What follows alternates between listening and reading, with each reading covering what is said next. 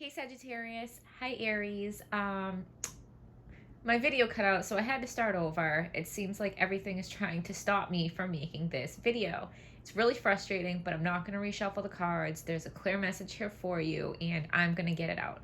So this is the first of this round of Sagittarius relationship videos. This one, we're going to take somebody that has Sagittarius somewhere in their chart and match them with somebody that has Aries somewhere in their chart. So you can be sun, moon, rising, whatever, matching it with sun, moon, rising, whatever, mix and match. Always watch whatever videos you feel drawn to. Take whatever messages feel true for you and forget whatever ones don't. It's a chance to practice your intuition and knowing what is for you and what is not, okay? And then we'll match Sagittarius with Taurus, Gemini down the line, okay? So pre-shuffle pop-out, we had the Knight of Swords. So that tells me that one of you is wanting to move a lot faster than the other one, okay? I do feel like this is still a fairly new relationship. So the card that came out for you, and it can always be your partner, always flip it however it applies, but I'm going to read this for you. So while you're going about your business, people are approaching you with information. People are approaching you and telling you things about your partner, all right? So with your strength is the moon. So you're not seeing things clearly, but I feel like you're aware that you're not seeing things clearly. So you're not taking this information and running with it. You're not, like freaking out about it. And your weakness, you have the Eight of Wands, which is passionate messages coming in, right? So I do feel like you're misunderstanding the information that is being given to you, and you're looking at it more negatively than what it really is. Either these people that are coming to you, they're either coming to you purposefully to deceive you, or it's just like a game of telephone. Like the more this gets passed around, the more the story changes a little bit. And by the time it gets to you, it's not like the real story anymore. And I feel like your partner, when you ask them about it, because I feel like you ask them pretty calmly, because I think that that you might not be getting the whole story or the true story, or you're not like 100% buying it. So you do go to your partner and be like, hey, I heard blah, blah, blah, and so told me XYZ.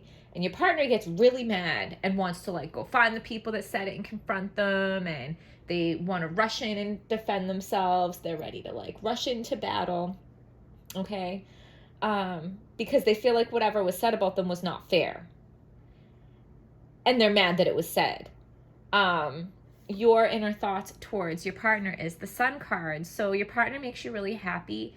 Overall, you are very optimistic about this relationship. With the baby here, I do feel like sometimes you feel like your partner can act like a big baby. Your partner's inner thoughts towards you is the Strength card. So they notice and they admire your strength. And they notice that your strength is, more strategic, more gentle. You have your strength in like a more intelligent way, where, you might lead by example, or you might guide, or you don't use force, okay? You use finesse to get your way.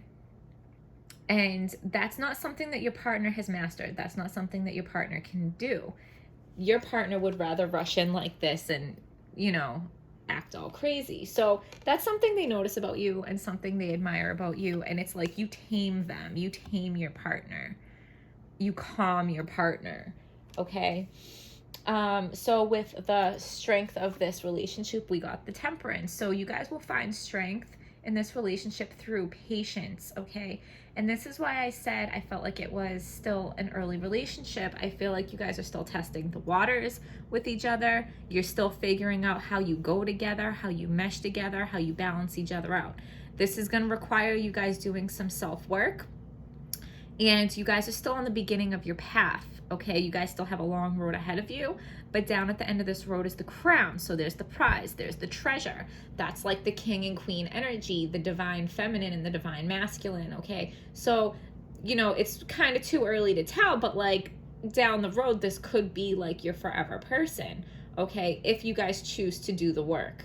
Now, with the weakness of this relationship, we got the Seven of Swords. So somebody is withholding information. There's some kind of sneaky energy going on here. But really what I'm feeling is, you know, there are parts of your partner that they are not proud of, that they're not, you know, excited to hurry up and share with you. So I don't think it's necessarily that like they're being sneaky or trying to trick you. It's just like, you know, it's still kind of early on and they don't really feel comfortable sharing certain things with you yet. And I think that might be what people are coming and talking to you about.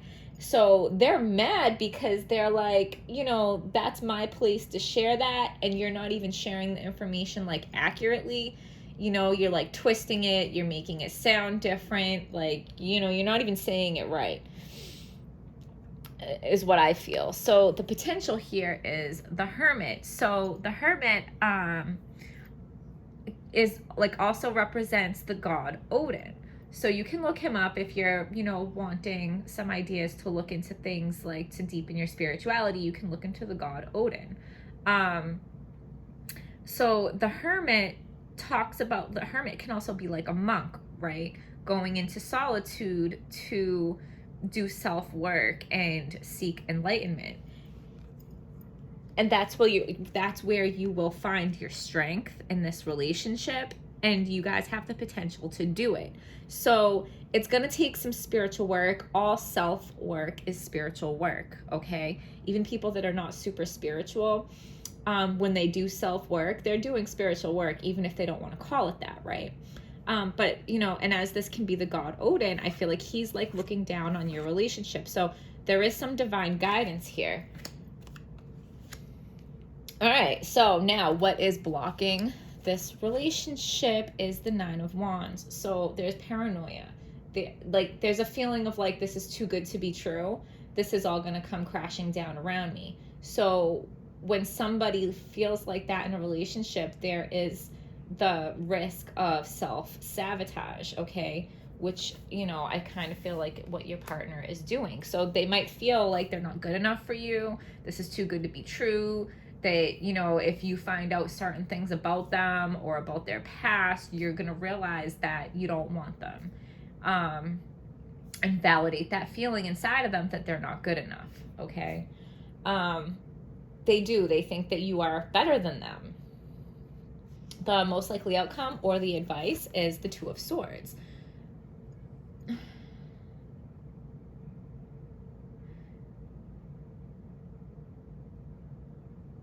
So she talks about intuition. She talks about being defensive. She talks about a decision needing to be made. So it's like either a decision needs to be made and it's not being made, or a decision has been made but it has not been acted upon. I'm going to go to the book for that to get a more clear meaning for you guys, because I feel like there's something very significant there for you. And then we'll pull a couple oracle cards and wrap up your reading. So, follow your intuition. You may not have all the details, but being calm and following your heart will serve you. Right. Like we said, somebody is withholding information about themselves. You don't know everything, but it's just kind of saying like, it's okay that you don't know everything. And if your intuition is telling you that, you know, this is a good person and this is the person you want to be with, be calm and follow your heart and everything will work out. That's beautiful. So, give us a message for Sagittarius and Aries that is clear, true, and hopeful.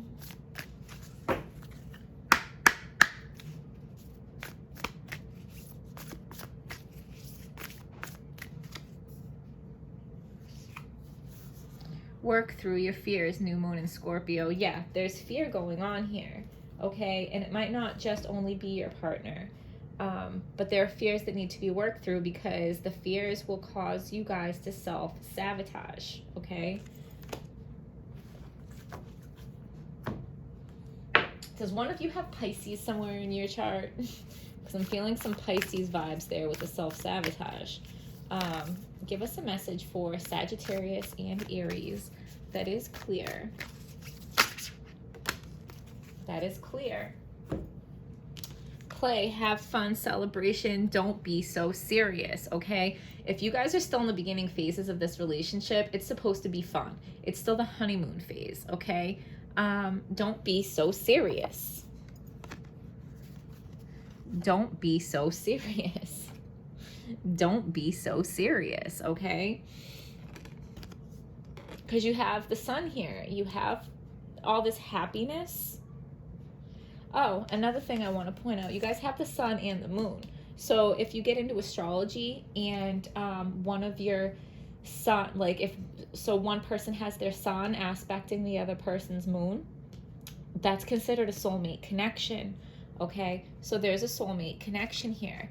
And like I said, you guys are on the beginning of your journey, but you know, you have a long road ahead of you, but you have like the strength of this relationship is like the prize is there for the taking, okay? The question is, are you going to do the work to get the prize? So Sagittarius, Aries, I hope you guys found this video helpful. Please hit like, subscribe, comment, and I'll see you guys next time.